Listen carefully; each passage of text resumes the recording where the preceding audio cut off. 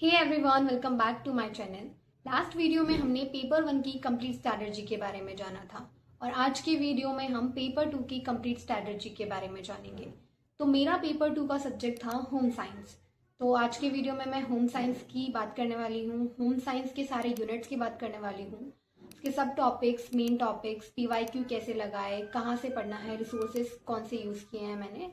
तो पेपर 2 की complete strategy के बारे में मैं आज बताने वाली हूँ। तो पेपर 2 के लिए मैंने जो बुक यूज़ की थी वो बुक है अरिहंत की बुक। तो अरिहंत की बुक में हमारा पूरा सिलेबस दिया हुआ है। जैसे कि पेपर 2 में हमारे पास 10 यूनिट्स है और हर एक यूनिट्स के कुछ टॉपिक्स हैं। तो हमें क्या क्या कवर करना है, एक यूनिट को कवर करने के लिए ये अरिहंत की बुक में बहुत अच्छी तरीके से बताया हुआ है। जैसे कि हमारे पास जो फर्स्ट यूनिट है वो है फूड एंड न्यूट्रिशन। तो फूड एंड न्यूट्रिशन के सारे टॉपिक्स दिए हुए हैं और ऑलमोस्ट सभी यूनिट में 10 टॉपिक्स ही हैं। तो फूड एंड न्यूट्रिशन के सारे 10 टॉपिक्स यहाँ दिए हुए हैं। देन हमारे पास है न्यूट्रिशन एंड फूड साइंस, तो इसके भी सारे टॉपिक्स दिए हुए हैं। Then textile, then apparel designing and resource management के भी हमारे पास सारे टॉपिक्स दिए हुए हैं। देन हमारे पास इंटीरियर डिजाइन, फिर आता है human development, family studies and then extension education and communication, इसके भी सारे टॉपिक्स यहाँ दिए हुए हैं। देन लास्ट यूनिट हमारी आती है management development and community development, तो इसके भी टॉपिक्स हैं। तो ये सारे टॉपिक्स हमें कवर करने हैं ताकि ये सारी यूनिट हमारी कंप्लीट हो जाए। तो अब हम बात करते हैं डिटेल में। जैसे कि फर्स्ट हमारी यूनिट है food science and food service management. तो हमें इसके अंदर पढ़ना है कि फूड साइंस होता क्या है, फूड साइंस है क्या, फूड का कॉम्पोजिशन क्या है, फूड की क्वालिटीज़ क्या है, फूड का वैल्यूएशन हम कैसे करते हैं, ये सारी चीज़ें हमें फूड साइंस के अंदर पढ़नी है। देन हमारा है properties of food. Properties of food में जैसे कि दो टाइप्स हैं, physical properties and chemical properties. Physical properties में आता है विस्कोसिटी और उसका टेक्सचर कैसा है फूड का। देन केमिकल में है पीएच और ब्राउनिंग कैसे होती है फूड की। तो ये सब हमें बहुत ही अच्छे से पढ़ना है क्योंकि यहाँ से डायरेक्ट क्वेश्चंस भी आते हैं और कॉन्सेप्ट बेस्ड क्वेश्चंस भी आते हैं। देन थर्ड सब टॉपिक है हमारे पास cooking and processing effect. Food को कुक करने पर न्यूट्रिएंट्स पर क्या इफेक्ट होता है। जैसे कि अगर हम फूड को कुक करते हैं तो विटामिन सी डिस्ट्रॉय हो जाता है, प्रोटीन डीनेचर हो जाता है और स्टार्च में जिलेटिनाइजेशन की प्रोसेस स्टार्ट हो जाती है। तो ये सारे बहुत अच्छे तरीके से पढ़ने हैं। देन हमारे पास फोर्थ है फूड प्रिजर्वेशन। फूड प्रिजर्वेशन के प्रिंसिपल्स हमें बहुत अच्छे से पढ़ने हैं, जैसे कि माइक्रोब्स को इनएक्टिव करना या फिर एंजाइम्स को इनएक्टिवेट करना, कि हम फूड को कैसे प्रिजर्व कर सकते हैं, लाइक ड्राइंग करके, रेफ्रिजरेटर करके, बहुत सारे मेथड्स हैं। अलग अलग मेथड्स के अलग अलग टेम्परेचर है। रेफ्रिजरेटर पे चीज़ों को कितने टेम्परेचर पे हमें प्रिजर्व करना है, ये सारे मेथड्स हमें बहुत अच्छे तरीके से पढ़ने हैं। तो फूड प्रिजर्वेशन वाला यूनिट हमें कवर करना है, ये एक इम्पॉर्टेंट टॉपिक है जहाँ से क्वेश्चन बन सकता है। देन आता है मोस्ट इंपॉर्टेंट सब topic food pigments and food additives, जिसमें से हमारे पास मैच द फॉलोइंग क्वेश्चंस बनते हैं, like chlorophyll for green colour, anthocyanin for red colour, carotenoids for orange colour, white के लिए हमारे पास एंथोएक्सोथिन। तो ये सारे हमें बहुत अच्छे से पढ़ने हैं, पिगमेंट्स एंड उनके कलर्स। और फूड एडिटिव्स भी हमें बहुत अच्छे तरीके से पढ़ना है, लाइक कलर हम उसमें मिलाते हैं, फ्लेवर्स हम उसके अंदर मिलाते हैं, तो ये भी बहुत अच्छे तरीके से पढ़ना है। पिगमेंट तो बहुत अच्छी तरीके से पढ़ लेना, मैच द फॉलोइंग वहाँ से क्वेश्चन आते हैं। देन आता है food safety and food packaging.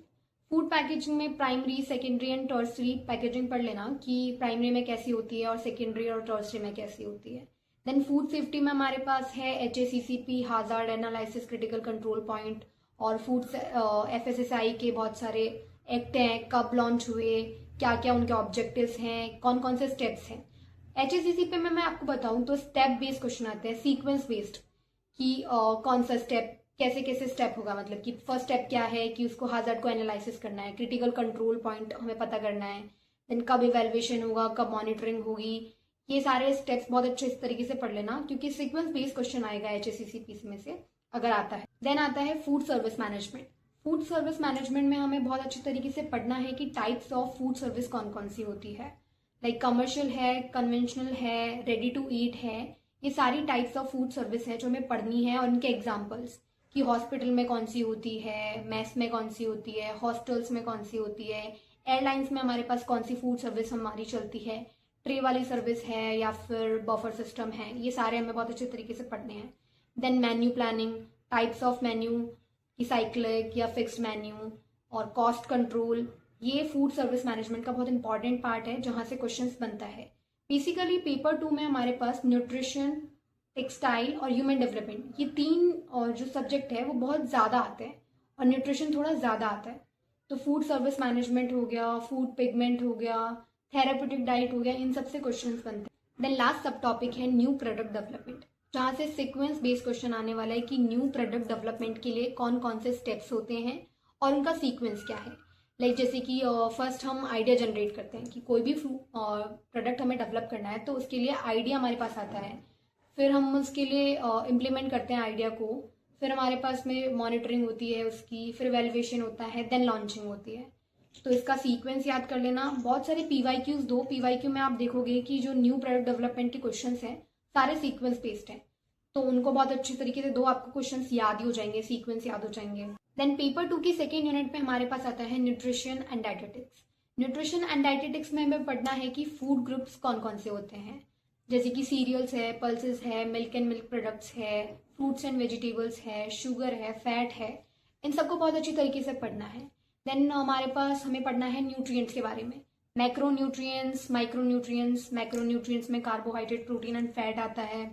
सब अच्छे तरीके से पढ़ना है कि carbohydrate, glucose, fructose, and protein में types of protein, and fat में हमारे पास ट्राइग्लिसराइड, फैटी एसिड्स, ये सब बहुत अच्छे तरीके से हमें पढ़ना है। और माइक्रो न्यूट्रिएंट्स में सारे माइक्रो न्यूट्रिएंट्स पढ़ने हैं, कैल्शियम, जिंक, आयरन, और उनसे कौन कौन सी डेफिशिएंसी होती है ये भी बहुत अच्छे तरीके से पढ़ना है। देन हमारे पास आती है थर्ड सब टॉपिक, न्यूट्रिएंट डेफिशिएंसी, जिसमें हमें पढ़ना है कि कौन से न्यूट्रिएंट की डेफिशिएंसी से हमें कौन सी डिजीज होती है।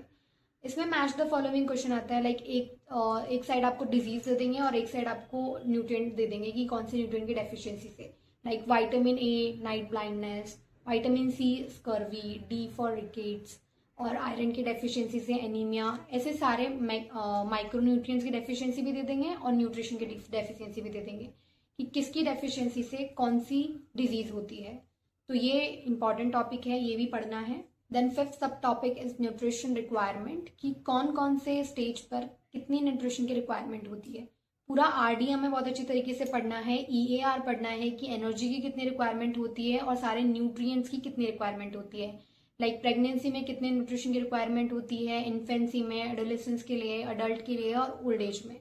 कैल्शियम, प्रोटीन, एनर्जी, आयरन, ये सारे न्यूट्रिएंट्स की रिक्वायरमेंट को बहुत अच्छी तरीके से पढ़ना है, और कब न्यूट्रिशन रिक्वायरमेंट बढ़ती है, कब कम होती है, ये भी बहुत अच्छी तरीके से पढ़ना है। देन है न्यूट्रिशन असेसमेंट।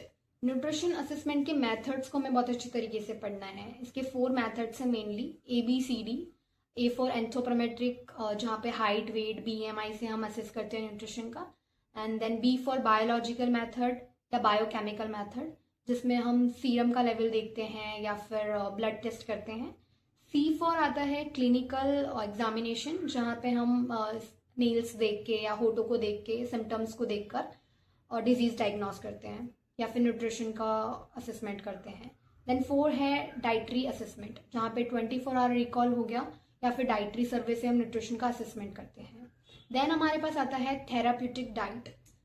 हर एक डिजीज के लिए एक अलग तरीके की डाइट देनी पड़ती है, जैसे कि ओबेसिटी के लिए लो कैलोरी डाइट होती है, डायबिटीज़ के लिए लो GI फूड होते हैं, और हाइपरटेंशन के लिए लो सॉल्ट फूड होते हैं। कब कौन सी डिजीज में कौन सी चीज़ें अवॉइड करनी है और कौन सी तरीके की डाइट देनी है, ये भी मैच द फॉलोइंग वाला क्वेश्चन है जो डायरेक्ट एग्जाम में आता है।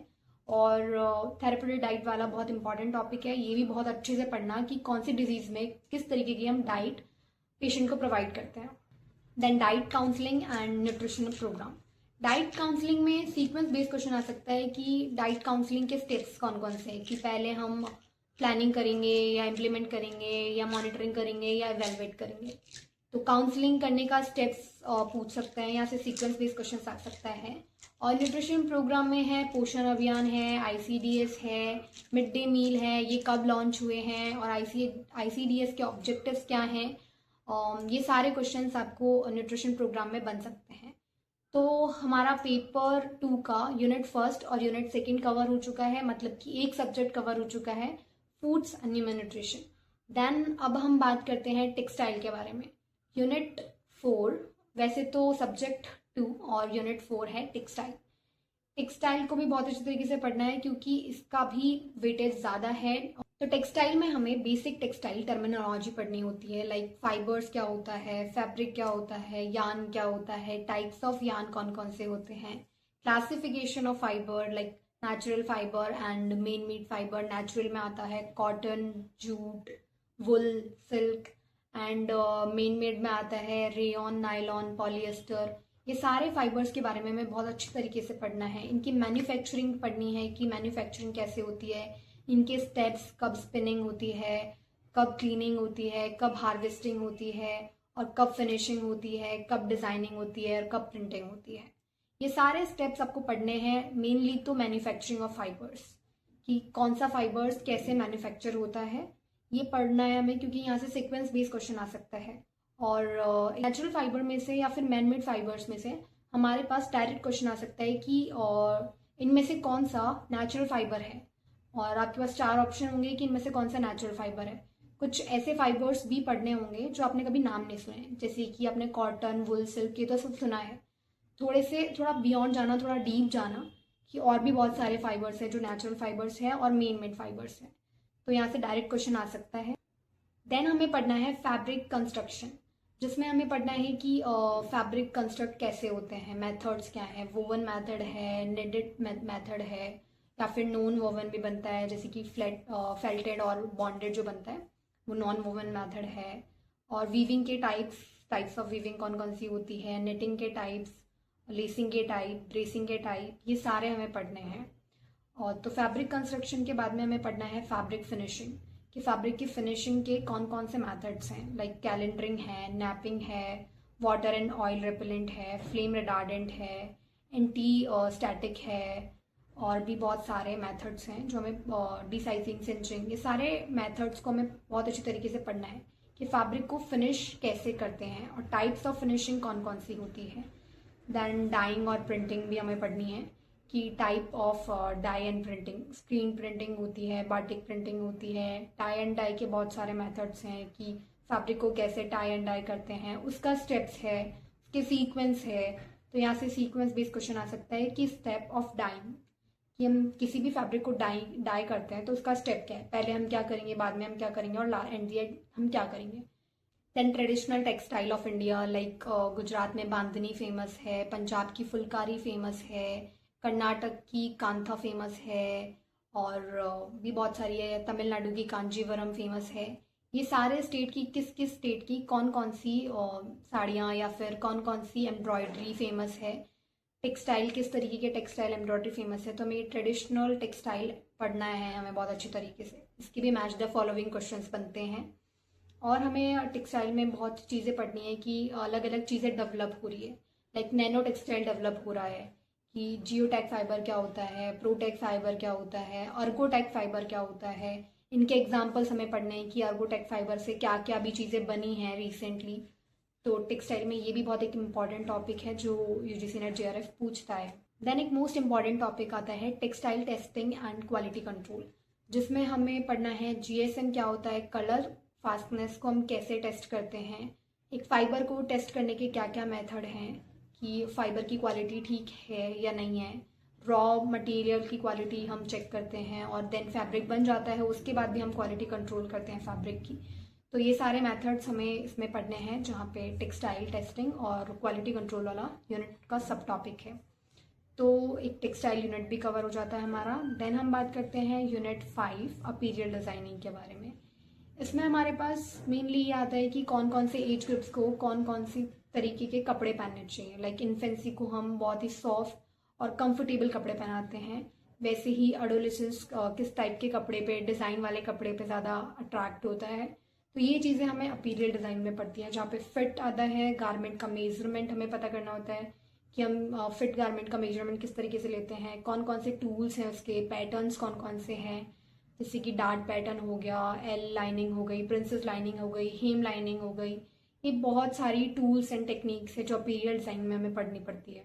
Elements and principle of design, जैसे कि एलिमेंट होते हैं line, shape, colour, and principle होते हैं बैलेंस, हार्मनी, रिदम, प्रोपोर्शन। तो ये सब हमें बहुत अच्छे से पढ़ना है। देन हमें पढ़ना है पैटर्न मेकिंग, फ्लैट पैटर्न या फिर ड्राफ्टिंग, ट्रैपिंग, ये सारे मेथड्स और टेक्निक्स क्या क्या हैं, इनमें क्या क्या होता है, ये सारे मेथड्स हमें पढ़ने हैं। देन हमें पढ़ना है फैशन, फैशन फोरकास्टिंग क्या होती है, फैशन साइकिल क्या है, फैशन की कौन कौन सी थीरीज हैं, और ट्रेंडिंग फैशंस क्या हैं, फैशन कहाँ से डेवलप हुआ और अभी कैसा फैशन चल रहा है। तो ये सब चीज़ें हमें बहुत अच्छी तरीके से पढ़नी है।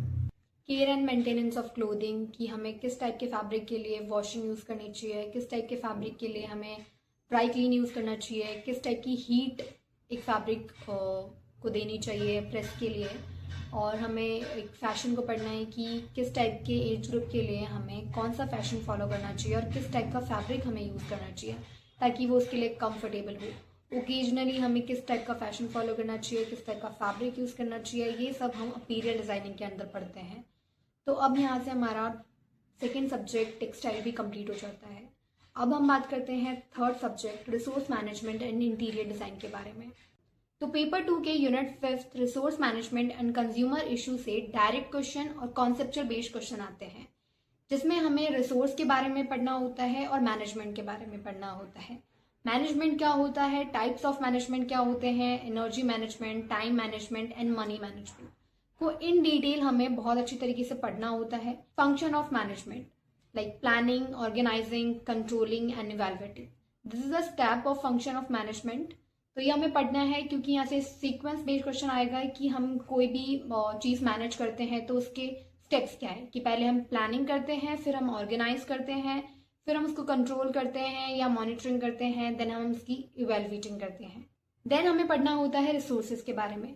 रिसोर्सेज क्या होते हैं, ह्यूमन रिसोर्सेज कौन कौन से होते हैं, नॉन ह्यूमन रिसोर्सेज कौन कौन से होते हैं, और ट्रेडिशनल रिसोर्सेज कौन से होते हैं।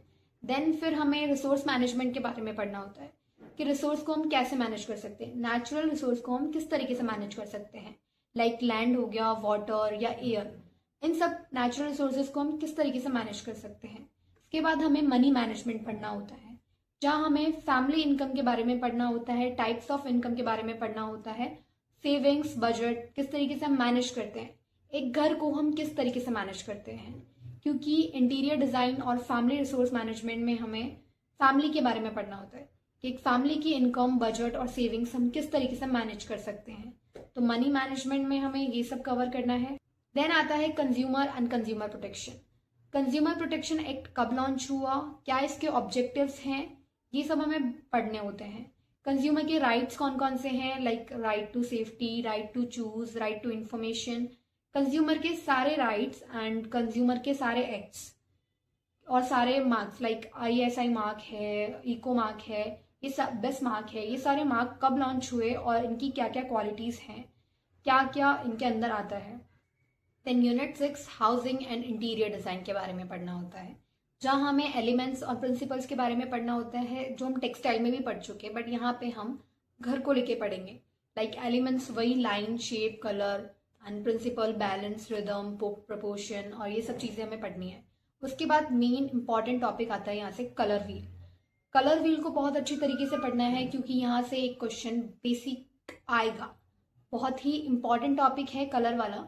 पूरा कलर व्हील को समझना कि प्राइमरी कलर कौन से हैं, सेकेंडरी कौन से हैं और टर्सरी कौन से हैं, और भी कलर के बहुत सारे मेथड्स हैं, लाइक एनालॉग वाला कलर हो गया या फिर स्प्लिट कॉम्प्लीमेंट्री हो गया, कॉम्प्लीमेंट्री कौन से होते हैं, स्प्लिट कॉम्प्लीमेंट्री कौन से होते हैं, एनालॉगस और ऑटोनॉमस, और भी बहुत सारे कलर्स के मेथड्स हैं। तो उन सबको बहुत अच्छी तरीके से पढ़ना है, कलर वाला टॉपिक बहुत इंपॉर्टेंट है। देन इंटीरियर डिज़ाइन में हमें बिल्डिंग रेगुलेशन के बारे में पढ़ना होता है कि बिल्डिंग के कौन कौन से एक्ट हैं, और स्पेस के बारे में पढ़ना होता है, स्पेस को अरेंज करना होता है, फर्नीचर कैसे हम एक रूम के अंदर अरेंज करेंगे, कम से कम स्पेस को यूज़ करते हुए ज़्यादा से ज़्यादा फर्नीचर हमें यूज़ करना है, और वॉल का कलर किस टाइप का होगा, और स्टेयर्स के बारे में, और स्टेयर्स के जो पार्ट्स हैं, कंपोनेंट्स हैं, वो पढ़ने होते हैं, door, window, walls, type of window, type of doors, ये सब पढ़ना होता है। क्योंकि विंडो का क्वेश्चन आता है कि बेइंग विंडो कौन सी होती है, स्लाइडिंग विंडो कौन सी होती है, ये सब पढ़ना है क्योंकि ये इंटीरियर डिज़ाइन का एक बहुत इंपॉर्टेंट टॉपिक है। अब आता है सबसे important topic, ergonomics, study of humans work efficiency, किसी भी काम को करने में हमारी टाइम सेव हो रही हो, हमारा एनर्जी सेव हो रहा हो और हम कंफर्ट तरीके से उस काम को कर रहे हो, उसे हम अर्गोनॉमिक्स कहते हैं। तो अर्गोनॉमिक्स एक इम्पॉर्टेंट टॉपिक है जहाँ से क्वेश्चन बनता है, और एक वर्क सिंप्लीफिकेशन। हम किसी भी काम को किस तरीके से करें कि हमारा जो काम है वो सिंप्लीफाई हो जाए, और वो सारे टूल्स एंड टेक्निक्स कि कौन से टूल्स हैं जहाँ पे हम वर्क सिंप्लीफिकेशन कर सकते हैं। लाइक एक पेन वाला मेथड्स है एक कुछ, तो और भी बहुत सारे मेथड्स हैं। तो फॉर्मल मेथड, इनफॉर्मल मेथड, मेमोमेशन वाले सारे मेथड्स आपको बहुत अच्छे तरीके से पढ़ना है। अब आता है पेपर 2 का यूनिट 7 ह्यूमन डेवलपमेंट। यहाँ हमें बेसिक से शुरू करना है और एडवांस तक जाना है। यहाँ पे केस बेस्ड क्वेश्चन आते हैं। फर्स्ट हमारा सब टॉपिक है growth and development. Growth and development क्या होती है? ग्रोथ होता है फिजिकल चेंजेस लाइक हाइट बढ़ना, वेट बढ़ना is growth, and development is mental changes, emotional changes is development. Cognitive development हो गया, इमोशनल डेवलपमेंट, सोशल डेवलपमेंट। तो ग्रोथ एंड डेवलपमेंट हमें पढ़ना है। उसके बाद हमारे पास आती है थेरीज, और जैसे कि पियाजे की थेरी, एरिक्सन की थेरी, फ्रॉइड की थेरी, और भी बहुत सारे साइंटिस्ट की थेरी है। सारी थेरीज हमें पढ़नी है। कॉग्निटिव थेरीज अलग, सोशल थेरीज अलग, एंड साइकोसेक्सुअल थेरीज, ये सारी थेरीज हमें पढ़नी है। इन सारी थेरी पे केस बेस्ड क्वेश्चन आता है। देन आता है principle of development, cephalocaudal, proximal distal, ये सारे डेवलपमेंट हमें पढ़ने हैं। प्रीनेटल डेवलपमेंट, नियोनेटल डेवलपमेंट, इनमें क्या क्या चेंजेस होते हैं, और प्रेगनेंसी के सारे स्टेजेस कि कौन से मंथ, कितने मंथ, कौन कौन से स्टेजेस रहते हैं। देन हमें पढ़ना है अर्ली चाइल्डहुड केयर, जहाँ पे एक बच्चा कैसे डेवलप हो रहा है, उसके स्टेजेस क्या हैं, वो पढ़ने होते हैं। यहाँ से एक सीक्वेंस बेस्ड क्वेश्चन आता है कि बच्चा बैबलिंग कब करता है, बच्चा क्राउलिंग कब करता है, बच्चा क्राइंग कब करता है, और होलोस्पेसिस कब करता है। तो इन सब के स्टेप्स हैं, ये कब कब करता है बच्चा, उनका सीक्वेंस बेस्ड क्वेश्चन आएगा।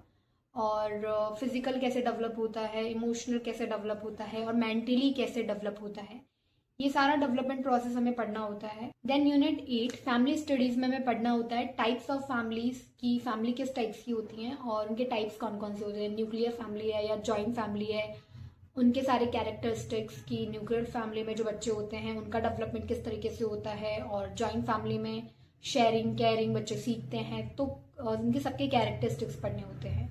टाइप्स ऑफ मैरिज हमें पढ़नी होती है, ह्यूमन राइट्स हमें पढ़ने होते हैं, polygamy, monogamy, types of marriage हमें पढ़नी होती है।